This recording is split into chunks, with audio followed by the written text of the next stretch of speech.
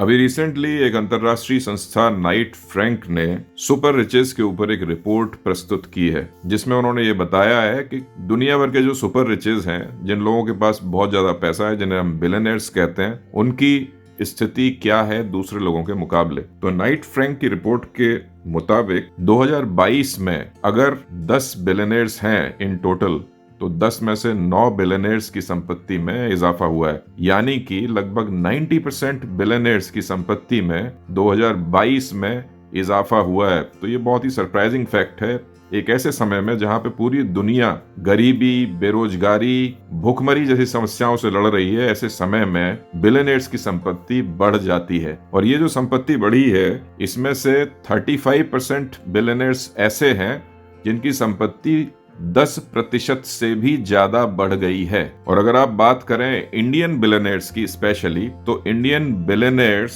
अगर global average पे बात करें तो ग्लोबल एवरेज से 40% ज्यादा तेजी से बढ़े हैं। रिपोर्ट ने यह भी बताया है कि जितने भी इंडियन बिलियनर्स हैं, ऑन एन एवरेज उनके पास कम से कम 5 घर हैं। और देखिए यहाँ पे लगभग 30 से 40% आबादी के पास घर ही नहीं है।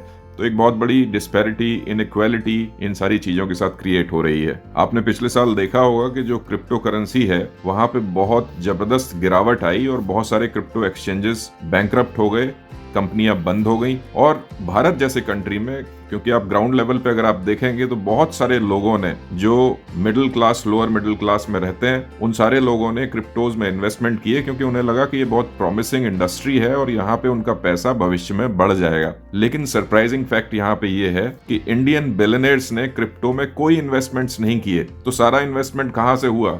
लोअर मिडिल क्लास से, और सामान्य लोगों की तरफ से सारा का सारा इन्वेस्टमेंट आया। बिलियनर्स क्रिप्टोज में एटलीस्ट इंडिया में कोई इन्वेस्टमेंट कर ही नहीं रहे थे। अगर आप एशिया पैसिफिक की बात करें तो सिर्फ 1% बिलियनर्स ने एशिया पैसिफिक में क्रिप्टोज में इन्वेस्ट किया, और ग्लोबली सिर्फ 2% इन्वेस्टर्स ने क्रिप्टोज में इन्वेस्ट किया।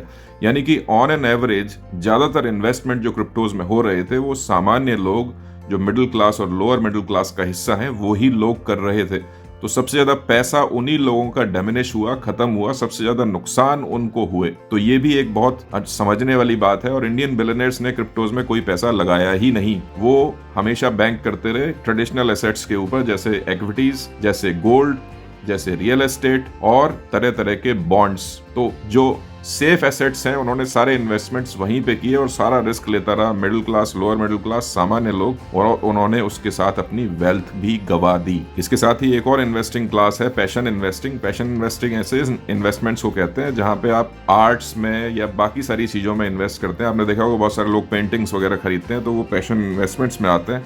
लग्जरी गुड्स खरीदते हैं, वो पैशन इन्वेस्टमेंट्स में आते हैं। फरारी की कार ले ली, लंबागनी ले ली, ये सारे पैशन इन्वेस्टमेंट्स होते हैं। तो इंडियन बिलियनर्स वहां पे भी बहुत ज्यादा इन्वेस्ट नहीं करते हैं, और उनकी पैशन इन्वेस्टिंग करीब 4% रही। लेकिन बहुत ओवरऑल नाइट फ्रैंक की रिपोर्ट में सबसे बड़ा खुलासा जो मुझे लगता है वो यही है कि क्रिप्टोज में जितना पैसा लगा वो मिडिल क्लास का लगा, लोअर मिडिल क्लास का लगा, और उनका पैसा डूब गया। सरकारों ने ये इंश्योर करने की कोशिश नहीं की कि कहीं ना कहीं उन लोगों का, जो सामान्य लोग हैं, middle class, lower middle class का हिस्सा है, उन लोगों के पैसे को बचाया जाए, सेफ गार्ड किया जाए। इंडियन गवर्नमेंट ने भी क्रिप्टोज पर टैक्सेस तो लगा दिए, लेकिन उन्हें रोकने की कोई व्यवस्था नहीं की। उसका अंत ये हुआ कि middle class, lower middle class ने अपनी मेजॉरिटी ऑफ वेल्थ क्रिप्टोज में गवा दी। तो एक बहुत नेगेटिव चीज हुई ये पिछले साल में। But this was Knight Frank report for you, और इस रिपोर्ट के मुताबिक इंडियन बिलियनर्स की संपत्ति अच्छी खासी बढ़ी, ग्लोबल एवरेज से 40% ज्यादा बढ़ी।